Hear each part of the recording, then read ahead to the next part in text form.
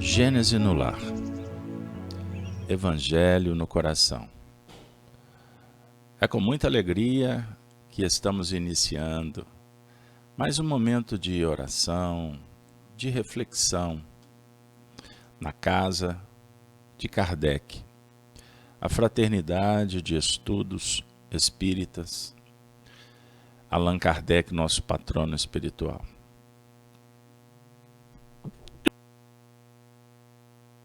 Agradecemos, Senhor, pela divina oportunidade.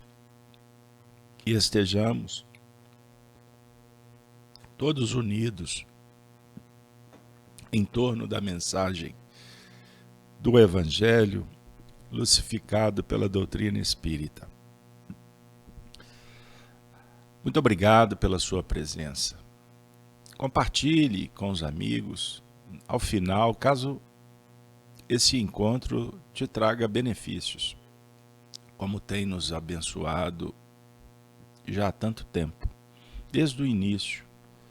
Hoje, completando o estudo de número 358, com o tema Do Lado de Deus.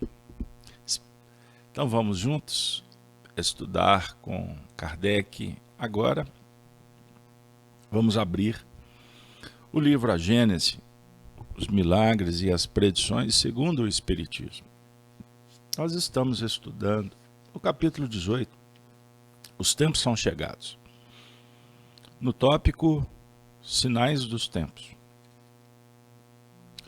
Quando Kardec apresenta uma reflexão muito importante, para não dizer a mais importante do cenário atual que vivemos. Quando ele diz assim: somos informados em todos os lugares de que os tempos marcados por Deus chegaram, quando grandes eventos serão realizados para a regeneração da humanidade, gerar a humanidade futura sob novas bases. Tudo no universo é harmonia, e os espíritos vêm nos revelar a providência divina. O orbe passa por transformações sob o ponto de vista físico e moral, mas dentro de uma dinâmica inevitável da lei do progresso. E Deus presente nos corações, em toda a vida, em toda a natureza. Vale lembrar que, em busca dessa harmonia do todo, aqueles itens que parecem complexos, difíceis, na verdade fazem parte de todo um processo. E, além de tudo, vale também ressaltar que a humanidade realizou até o presente incontestáveis progressos. Mas existe uma trajetória longa a percorrer, principalmente no que remonta a destruir o que possa superexcitar egoísmo e orgulho. Pois bem, meus amigos, minhas amigas, nós trabalhamos no último encontro onde foi enfocado que as transformações não acontecem sem comoções. São perturbações temporárias, frutos teratológicos de um investimento anterior. E as entranhas do globo íntimo, as entranhas da humanidade, estão se agitando face às mudanças que vão acontecendo. Hoje o item 9, objeto para a nossa análise, será trabalhado aqui buscando o entendimento também as nossas questões de ordem pessoal, do agora, do dia a dia.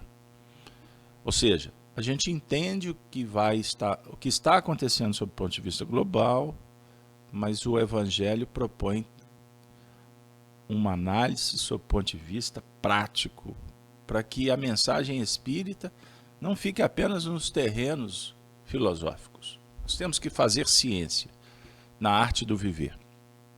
Item 9, Kardec diz assim: A humanidade é um ser coletivo, onde se operam as mesmas revoluções morais que ocorrem nos indivíduos, com diferença de que com estes ocorrem de ano a ano, ou de ano em ano, e naquela de século em século. Nessas evoluções que se seguem através dos tempos, vemos a vida das diversas raças marcada por períodos que dão, a cada época, uma fisionomia particular. Vejam bem que importante.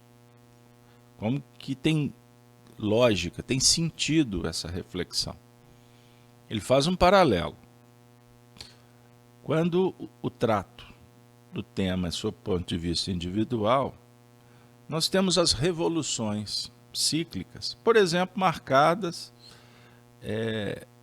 em as etapas que dialogam com o nosso calendário. De ano a ano, nós temos então mudanças. Como que está sendo o ano de 2021 para você? Por certo, ele tem alguns fatores diferentes do ano de 2020.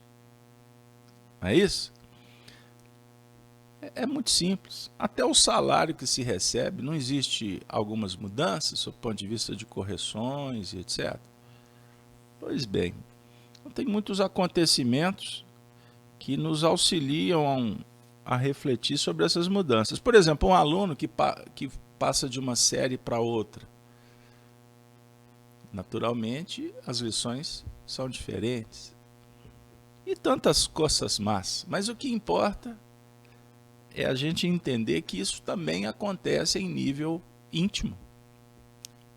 Sem dúvida alguma, você está vendo a vida um pouco diferente do que viu há um ano atrás. Porque as exigências te compelem a isso, é inevitável. Mas quando o assunto é a coletividade, Kardec vem dizer sobre século. Cada século tem a sua característica. Esse livro foi escrito por volta de 1867. Foi publicado em 68. Vejam bem. Faz a conta para vocês verem. Dá mais de 160 anos. Qual era o cenário quando Kardec fez essa reflexão? O mundo ainda não tinha passado por guerras como a Primeira, a Segunda Guerra. Não viveu um período de totalitarismo, de regimes que se estabeleceram no mundo, como o fascismo, o nazismo e outros mais que trouxeram um cenário de muitas disputas sangrentas e que repercutem até os dias atuais. Hoje, no século XXI, nós estamos discutindo sob o ponto de vista de uma pandemia, mas no século XX também teve uma pandemia que foi muito maior do que a atual. Mas a do século XXI, nós temos um elemento que é a comunicação. E quando informados, nós podemos dar proporção muito maior às coisas, porque elas entram num cenário global, certo? Então imaginemos assim, vamos para o século XX. A pandemia, os dados são divergentes, matou 50, 80, 100 milhões de pessoas. Pode ser que um percentual muito interessante para a época nem foi afetado pelo fenômeno da pandemia. No cenário atual, com a internet, com informações, com a mídia, naturalmente o percentual expressivamente maior foi afetado por uma pandemia que, se formos analisar em termos de número, desencarnou um número muitíssimo menor de pessoas. Mas parou a economia, trouxe uma série de discussões sob o ponto de vista do que é o certo, do que é o errado, as incertezas. Elas foram popularizadas. Qual de nós não se aventurou para se dizer um homem de ciência para dar uma opinião sobre o vírus? Compreender? Então a informação, ela dá poder, um poder muito maior do que aqueles que dirigem. Por isso que ao longo do tempo, os líderes promoveram sempre aquele cenário fechado, elitista, e se possível que as pessoas não saibam. Nos dias atuais, que não vão para a escola, que não têm um acesso livre a informações. Inclusive, é um ledo engano julgar que estamos vivendo uma era de liberdade de distribuição de informações, porque existe uma censura política na internet. Compreenderam? Como é complexo? Então, o diálogo hoje ele vai para outro território. O século XXI, de uma geração que tem muito mais elementos na mão, o que vai naturalmente gerar outros debates, outras discussões e, naturalmente, outras demandas de ordem moral, porque por consequência. Ficou claro, pessoal, a diferença em nível pessoal, as estações.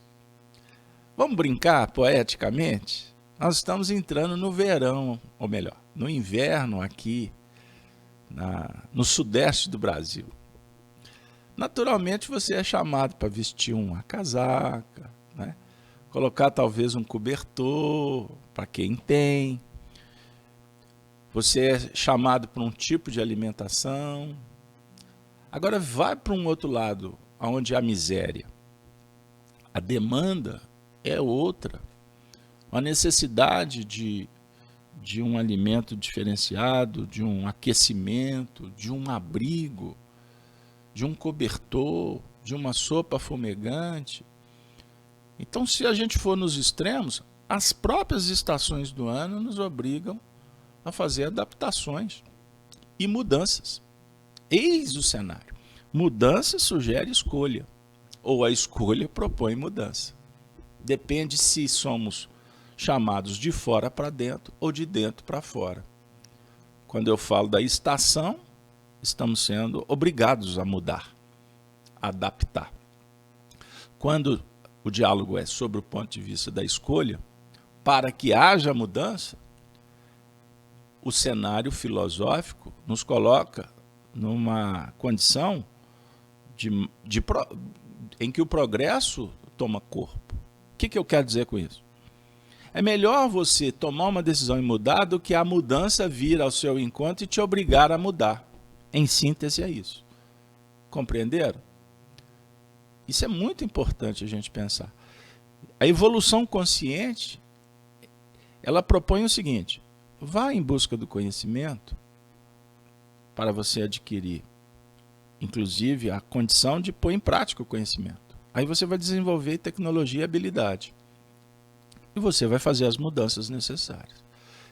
É um ato do dever consciente e livre. Liberdade para mudar. Isso é muito importante para a gente pensar no futuro. O futuro não dialoga com qualquer sistema aprisionador, encarcerante. Você vê isso dentro da sua casa. Nós temos como educadores que nos adaptar o tempo todo aos educando, que vivem um cenário em que inclusive existe possibilidades de se pensar diferente dos pais, da geração anterior, sobre o ponto de vista do progresso, mas também um cenário que dialoga com as imperfeições medievais do mundo primitivo. Então, qual que é o desafio do pai? Lidar com um filho que tem muitas informações que chegam fora do tempo do pai, e o pai tem que se adaptar para não ser atropelado, seja pelo conhecimento que sugere essa novidade, sobre o ponto de vista, repito, evolucional, como involucional. Explica melhor. O conhecimento pode guindar uma criança, um jovem, para viver experiências pregressas no campo da viciação, da imperfeição. Aí o pai fala assim, meu Deus, mas não foi isso que nós oferecemos em casa. Aí ele será obrigado a se adaptar. Primeiro, há um perfil psicológico que se manifesta como um adolescente que traz uma bagagem espiritual, com tendências, vícios e virtudes. E, ao mesmo tempo, o educando que está inserido num contexto em que sugere-se a libertinagem, a falta de responsabilidade com o dever moral. Supremacia do materialismo, do hedonismo, do prazer do corpo, das aventuras fantasiosas nos terrenos alucinógenos, e etc, etc, etc. E aí? Que beleza, o cenário do Evangelho aí aparece. Vamos todos colocar em prática o amai-vos uns aos outros como eu vos amei. E muitas vezes num cenário muito adverso. Aliás, quanto mais complexo, mais aprendizado. Consola, esclarece e põe um peso na responsabilidade. Então vamos pensar assim, os nossos bisavós, os nossos avós, dependendo da sua idade, que viveram lá no 1920, eles tinham um desafio específico com os filhos, num processo educacional aqui no Brasil de uma república que nascia. Aliás, ela ainda é muito infantil, diga-se de passagem, é o que os fatos apresentam. Mas estava apenas saindo de um regime do império, da escravidão, dos preconceitos daquele período. Hoje, passado 100 anos, nós estamos saindo de um mundo de muitas descobertas, de barreiras que foram vencidas, revoluções em vários setores, e foi feito tanto investimento complexo que o mundo ressente até hoje essas mudanças. Basta você analisar o fenômeno da década de 50, da década de 60, com todo aquele cenário complexo no campo social, político, quando, por exemplo, surgem os movimentos em busca da liberdade através dos movimentos feministas, da quebra de barreira no sentido da musicalidade, surge o rock. Lembram disso? Foi um cenário em meio a guerras frias, a guerra do Vietnã, que trouxe um diálogo complexo, lembrando da guerra, de todos os processos de disputa de poder no mundo por parte de forças das nações. Hoje nós estamos no século XXI, passado aí, vamos colocar 60 anos, em que os jovens, por exemplo, clamam por liderança, clamam por educação, por educadores, por exemplos. Os jovens, muitos deles querem viver saudosamente uma época que, em tese, não viveram, querem resgatar a música dos anos 60, a arte dos anos 70. Dialoga com os meninos. O que eles vão falar? Ah, não tem mais o rock and roll que tinha daquela época. Não tinha aquela produção em larga escala, em vários setores, tanto da música quanto do esporte. Vejam bem. Então nós estamos, não vou usar uma linguagem bem coloquial, popular, nós entramos num novo mundo em que há uma ressaca de muitos movimentos culturais, políticos, dos anos 60, 70, 80, naquele período. Então esse esvaziamento, principalmente no campo moral, o esfacelamento da educação em várias partes do mundo, a sofrência nas academias, e o Brasil hoje traduz isso no dia a dia, nos mostra na prática como a miséria em vários setores. Em vários setores. Mas então, é a hora do evangelho. É a hora da carência que a pandemia, inclusive, do coronavírus, trouxe para a humanidade. E bem-aventurado quem entender que o recado está chegando do alto para um reposicionamento, para uma revolução. Revolução moral. Revolução moral, que se dá a duras penas, porque ela é questionável.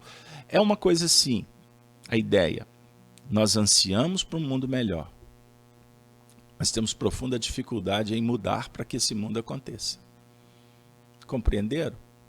Porque não é apenas num setor que temos que mudar, são em todos os setores da sociedade. Todos.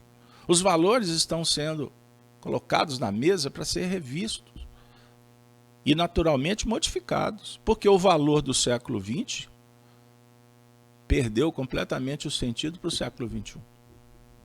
E nós estamos com uma falência filosófica importante e que naturalmente, em face aos frutos teratológicos, vão surgindo, apoiados pelo mundo espiritual, aqueles núcleos de irradiação da luz,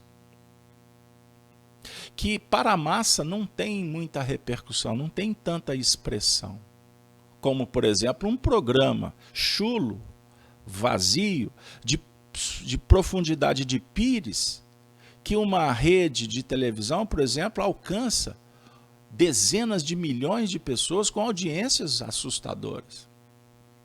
Aí você fala assim, então não tem jeito? Não, tem sim. Porque a luz, ela vai se fazendo de uma forma gradativa e sutil. Tanto é verdade que Jesus começou num lago, num lugar distante, numa comunidade de gente simples, num ambiente muito especial, preparado com muito amor. Ali reencarnou espíritos extremamente sensibilizados para favorecer, inclusive, a aclimatação energética vibratória. Aí Jesus escolhe 12. 12 desinformados, não praticantes das academias da época. Eles não tinham livros, eles não tinham internet, eles não tinham nada disso, a não ser a boa vontade para criar família, serem pescadores, reunir para fazer a oração, lembrar das dicas mosaicas. E foi naquele lugarejo que Jesus, com esses 12, sem força, sem prestígio, sem dinheiro, eles revolucionaram o mundo. Então agora, Jesus está chamando 12. Ele está formando comunidades. A princípio, sem repercussão midiática. Mas o trabalho é qualificado. É uma expressão genuína de espiritualidade que vai contagiando e vai mantendo uma série de velas acesas pelo mundo. Não são holofotes, são velas.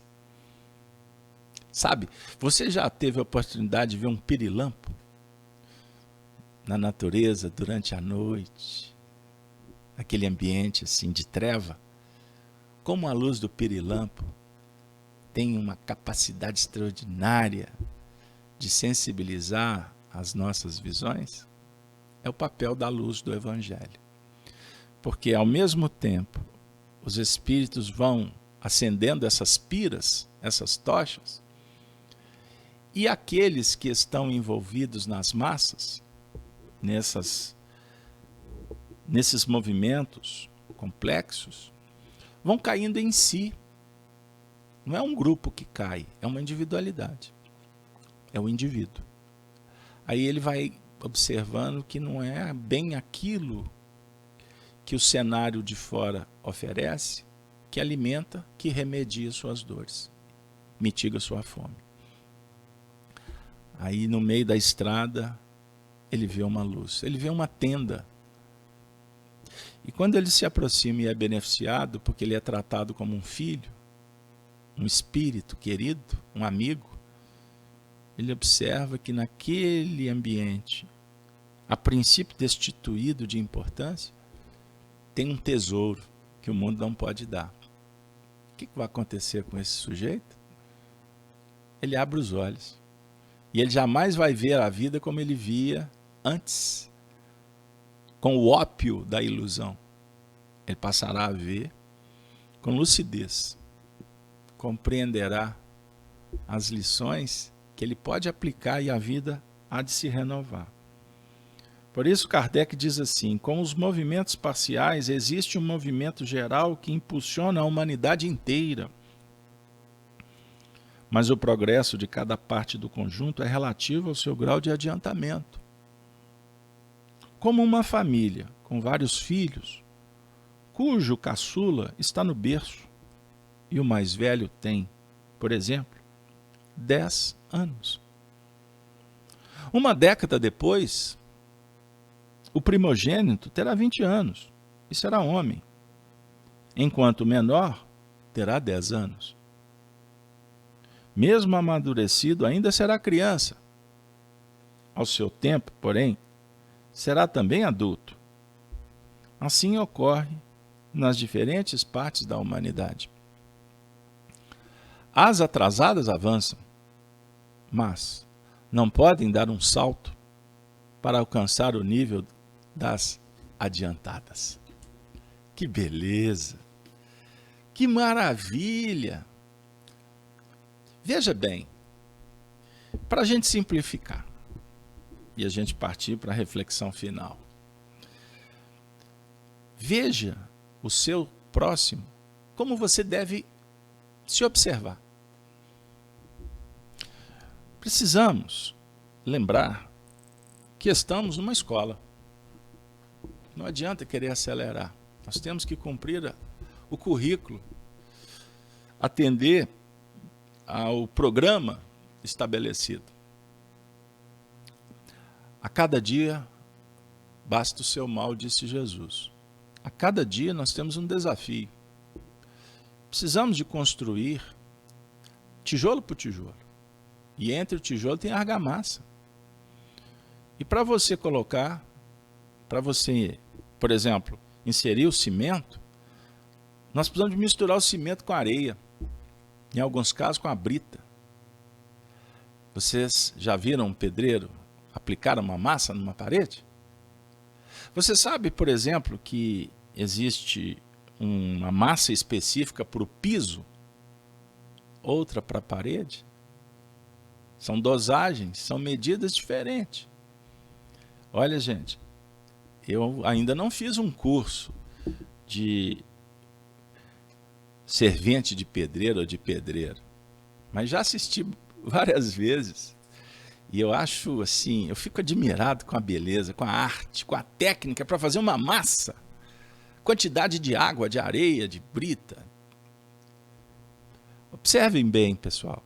Então cada um, como cozinheiro que precisa de se adequar e aprimorar os princípios das técnicas, dos temperos para fazer uma boa alimentação, vamos refletir sobre o ponto de vista das nossas conquistas morais. Tijolo por tijolo. A massa específica para cada momento. Você levanta pela manhã, vive com alguém debaixo do mesmo teto. O primeiro esforço. Bom dia. Manifestação da alma. É o primeiro alimento para uma relação. Vocês já observaram quantas pessoas que já levantam de mau humor, brigando com tudo? Aí você passa por ela, bom dia, a pessoa até vira o rosto. O que há de seguir? O que vai acontecer daí para frente? Se a gente está maldizendo a própria vida, se a gente tem dificuldade de agradecer por estar levantando, respirando, você namora o seu corpo? Casalberto, já fiz, mas hoje, eu não estou falando de beleza exterior, ou da sua concepção de estética, não é isso. Mas estou falando da beleza interior. O agradecimento a um veículo que te dá a condição de você se manifestar, de você levantar e viver. Pegaram aí aonde que eu quero chegar? Nós temos que, na verdade, começar a movimentar a nossa forma de pensar nas mínimas atitudes, nas expressões do nosso coração. Que Deus nos abençoe, porque esse momento é um momento que prodigaliza muitas experiências que vão nos favorecer para uma caminhada mais segura e feliz. E para isso vem uma dica, e chegou o momento que muitos aguardam. Vamos receber agora os Espíritos. De uma forma clara, porque eles estão conosco. Aliás, foram eles que nos convidaram para estar aqui. Não tenho dúvida disso. Foi lá, está na hora, filhinha, desperta o Evangelho. Estes amigos espirituais vão nos apresentar uma dica muito legal. É uma mensagem que foi oferecida e agora repercute para a gente pelo benfeitor Emmanuel, através de Francisco Cândido Xavier, essa alma querida, bondosa, amiga, presente. É uma lição que dá a dica para a gente escolher um lado. Para qual banda? Para qual lado? Pois bem, ele vai dizer que o grande lance é estar do lado de Deus. Bora lá? Ele escolhe, Emmanuel, o versículo 16º do capítulo 3 do Evangelho de João, para ser o fulcro de alimentação da conversa. Porque Deus amou o mundo de tal maneira que deu o seu Filho unigênito, para que todo aquele que nele crê não pereça, mas tenha a vida eterna. Ainda que muita gente haja adicionado parcelas do mal na definição desse ou daquele acontecimento menos feliz, não sigas a corrente condenatória e faze por tua conta o lançamento do bem. Uma dica: quando a gente faz os nossos estudos, análises históricas, jamais o intento é de condenação. Eu faço essa observação, a princípio fora do contexto, porque a nossa fala propaga. E muitas vezes a gente recebe alguns comentários do público. Por exemplo, no sábado estudamos o Apocalipse e temos que fazer uma análise dos movimentos religiosos, sociais, em determinados períodos.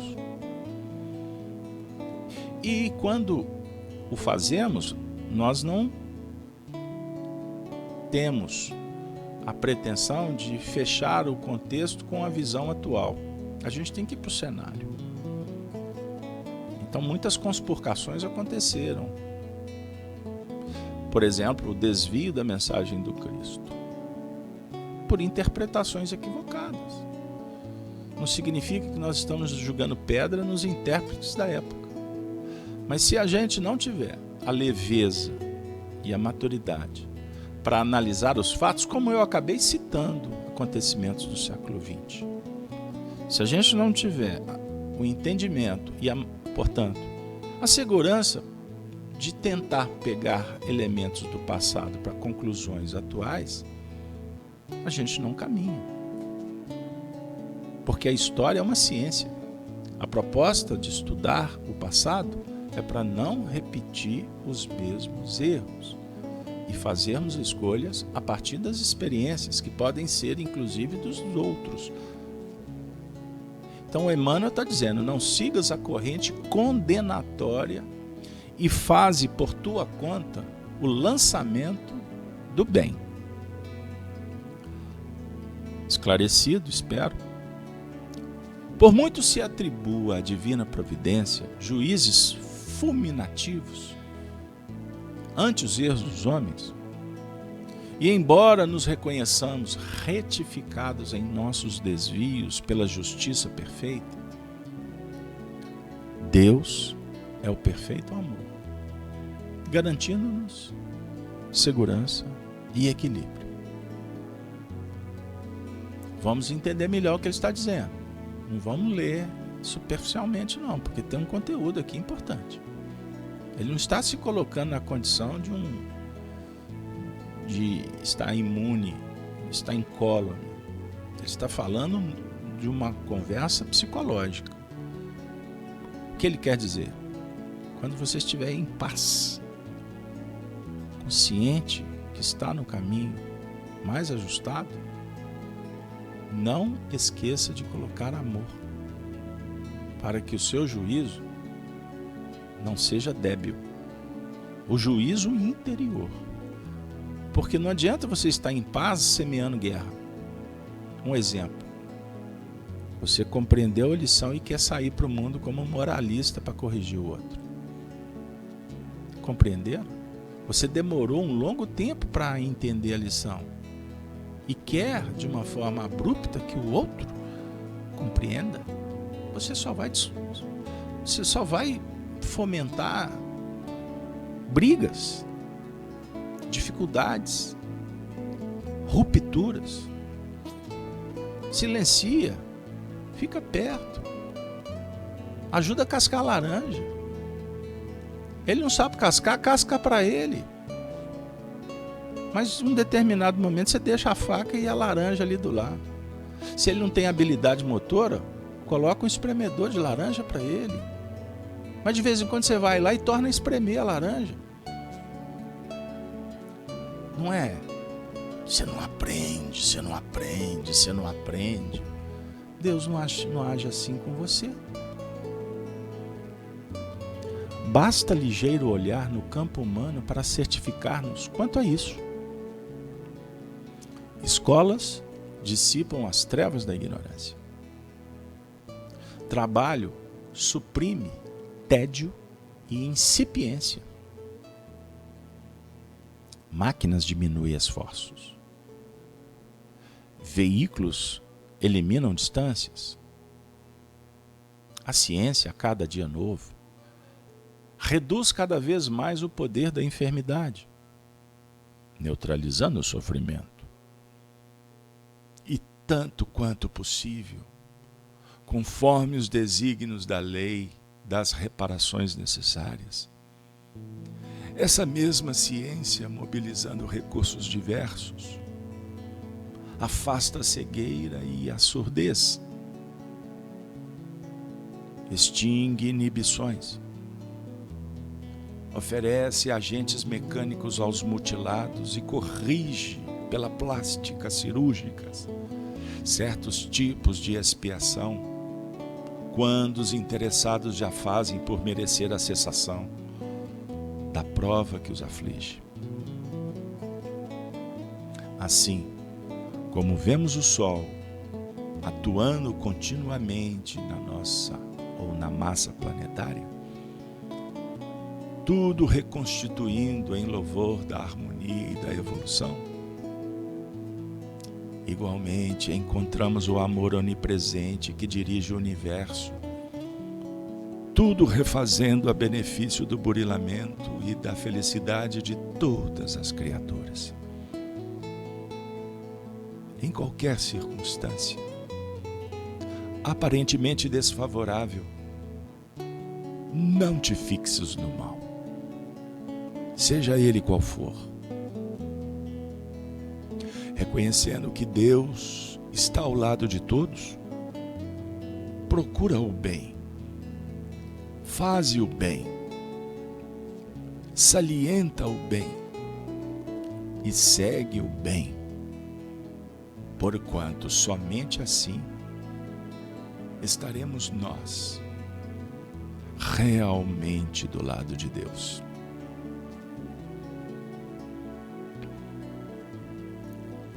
A vida oferece muitos lados. Importa saber de que lado estamos. No mundo, quando optamos por este ou aquele, exagerando nas justiças que dialogam mais com a intolerância, um pedantismo, a arrogância, endemonizamos o outro lado.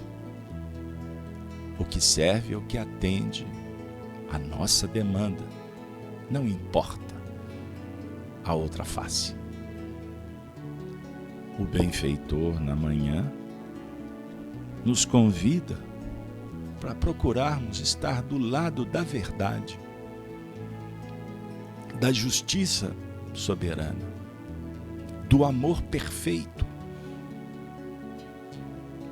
que não erra, pois estará sempre acima dos lados,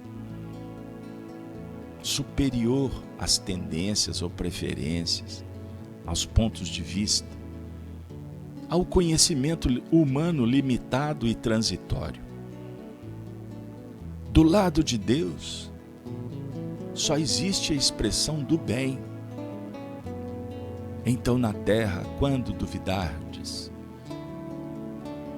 com fome, inseguro, com medo, opte pelo bem. Pois este é o caminho que nos eleva ao Senhor. O bem, com um detalhe, meus amigos, não é o bem para você, é o bem de todos. Certa feita, o benfeitor disse para André Luiz, no livro Ação e Reação, a concepção da lei divina. Literalmente ele disse: a lei divina é o bem comum, universal, para todos os seres. Sigamos o bem,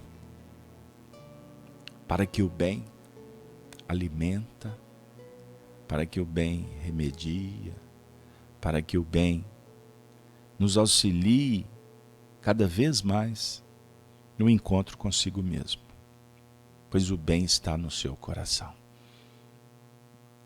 E ele é forte o suficiente para nos dar as condições de superar todas as crises e mudanças que precisamos vivenciar, pois trará uma experiência profunda e marcante que iremos levar pela jornada que nos aguarda na direção do próprio Senhor. Que Deus, o Senhor da vida, esteja com todos, agora e sempre. E com os cristãos dos primeiros tempos que nos visitam, nos despedimos dizendo: Pai nosso que estais nos céus, santificado seja o vosso nome. Venha a nós o vosso reino de amor e de bondade. Seja feita, Senhor, a vossa vontade, aqui na terra como nos céus. O pão do corpo e do Espírito nos dê sempre. Perdoa-nos, Senhor. Perdoa as nossas ofensas, à medida em que aprendermos a perdoar, a perdoar, a perdoar. Não nos deixes cairmos nas trevas que nos visitam, nas forças contrárias e opostas que maceram, que obliteram a marcha ascensional. Livra-nos, Senhor, das tendências egoísticas. Ajuda-nos a dissipar os fluidos pestilenciais que se acumulam pelas nossas escolhas em torno dos ideais sacrossantos. Livra-nos, Senhor, do mal e abençoe a todos que vibram nestas faixas, que vez por outra se transformam em instrumentos da inimizade, da separatividade, trazendo doenças, fomentando a culpa, o medo, as doenças da alma. Livra-nos, Senhor, que a luz do Evangelho seja a terapêutica da caridade para superarmos esses óbices acalentados por nós mesmos. Suplicamos, Senhor, a Tua presença com Jesus, para que os males se transformem em oportunidades, em vida,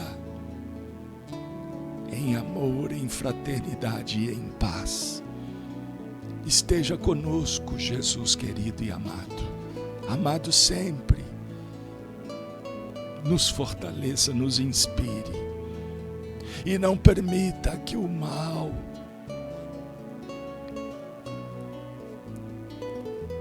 acalentado por milênios nas personalidades que devem ficar pela estrada nos impeça de te amar pelo próximo. Tire de nós a oportunidade de servir sem qualquer interesse imediatista, orgulhoso. Jesus, abençoe a todos que aqui se veicularam, aos lares que abriram as portas para que os teus ceareiros levassem esta mensagem, que a luz se faça. Obrigado, Jesus. Ave seja sempre o teu nome e o teu coração redentor. Fique conosco e que este grupo se fortifique na união, alimentada pela prática do bem. Até a próxima oportunidade. Tenham todos um dia inspirado na poesia da esperança e da fé. Até breve. Do servidor, o mínimo de sempre. Bezerra. Que Deus seja louvado. Que Deus esteja com todos.